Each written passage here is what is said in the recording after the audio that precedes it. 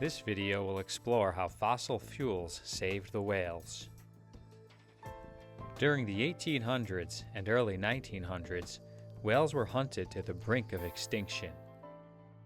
Whale oil was a prime ingredient in lamp fuel, machine gear lubricant, paint, soap, and many other applications.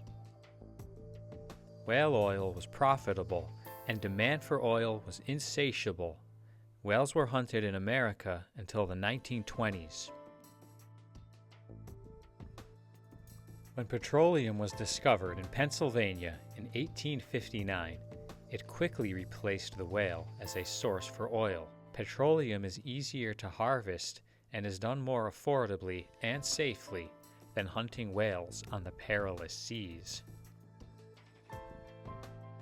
Many environmental groups take credit for the success of whale repopulation, but to not acknowledge the positive impact that fossil fuels have in this case is simply disingenuous.